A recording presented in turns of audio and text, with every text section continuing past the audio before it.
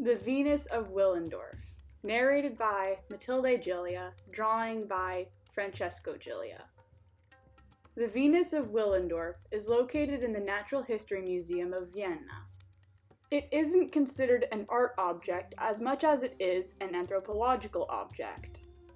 Dated between 24,000 and 22,000 before the Common Era, the Venus of Willendorf belongs to the Upper Paleolithic. Part of her name comes from the location that she was found on, the village of Willendorf in Austria. But why Venus? Venus, the greco-roman goddess for love and beauty, has an additional, lesser-known meaning attached to it. The Venus Genetrix, the mother, the giver of life. She was one of many figurines during the Upper Paleolithic era.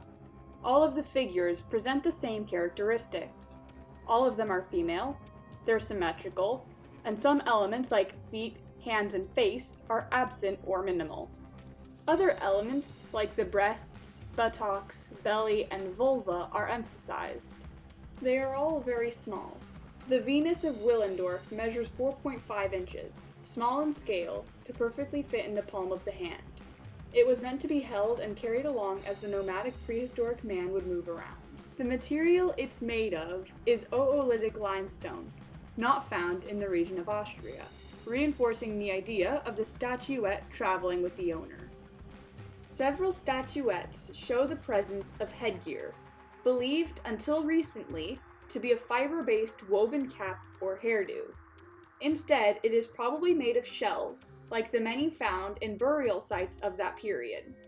Shells that came from the Mediterranean Sea hundreds of miles from where they were discovered.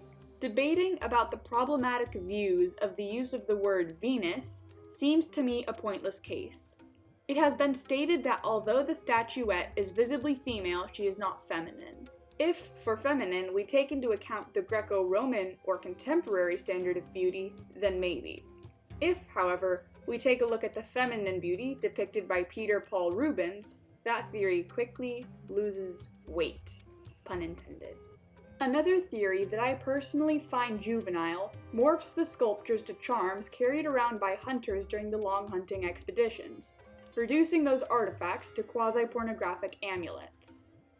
Any theory is hard to refute since we lack written information regarding that era, so you can indulge in your best theory.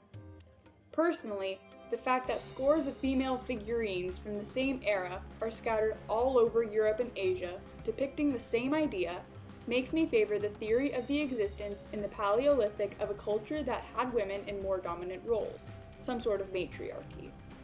We have examples of African tribes in which the women present forms similar to the prehistoric statuettes. This genetic accommodation of adipose tissue in the buttocks and thighs is known as cetopegia.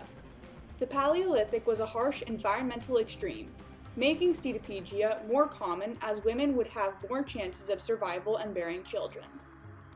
In a society that has no written language, we could look at those figurines as a blueprint to explain to the next generation the ideal woman to perpetuate the species. The mother goddess and the Venus merged in one.